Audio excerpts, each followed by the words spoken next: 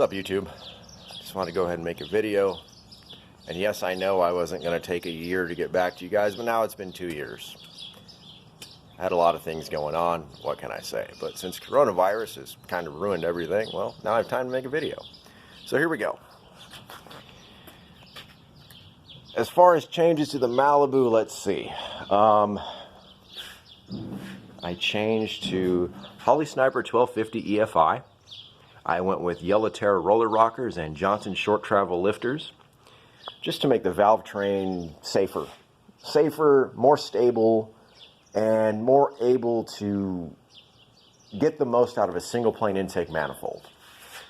Also went hollow stem intake valves per Brian Tooley's recommendation. So my reasoning for making the valve train more stable is because I also changed to a CID 4.0 single plane intake manifold. Now you'll notice that this has an adapter plate on it. This adapter plate is CNC'd and radiused so that there's no steps in it. Minimal losses there. The reason for that is because Holley Sniper is a 4150 flange, and that's a 4500 flange. So, in my last video, I was on a quest to break into the 10s, and I did that. I'll show you my slips. So this is with the single plane intake manifold. First time ever at the track on that setup. 1097 on a flash stall. No trans brake, no nothing. Backed it up with a 1094. And then a month later, when the air was better, 1092, 122. And these are all flash stall. Didn't have much success with the trans brake. Sometimes prep isn't so great, but on a flash stall, didn't really need a trans brake.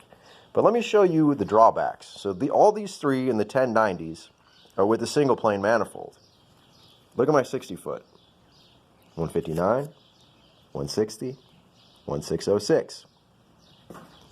This is with the dual plane. With the dual plane, 1504. And I let out of it after the 8th mile.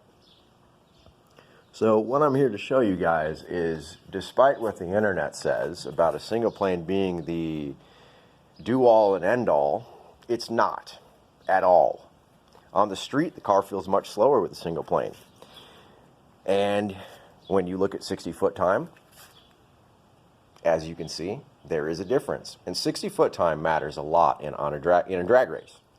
So, for an 8th mile setup, which is what my last event was, went back to the dual plane, and shifting the car at 7,000, it's consistently about 3 miles per hour slower at the end of the track, and it won't break into the 10s.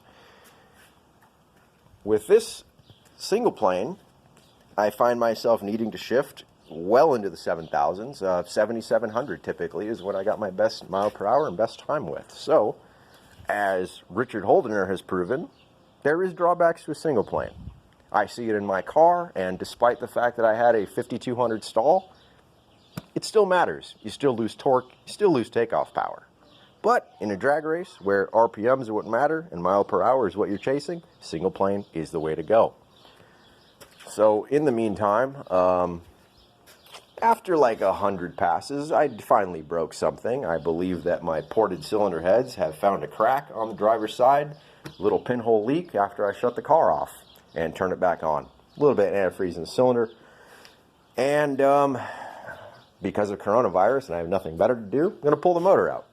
I have another Gen 4 6-liter, very low mileage takeout, might boost prep, and slap in and go with a Garrett GTX 80mm turbo. So we'll see. In the meantime, I'm just going to take the motor out, and we'll see where I go from there. I don't really know what I'm going to do. But sorry to keep you guys waiting so long. If you guys have any questions, feel free to hit me up.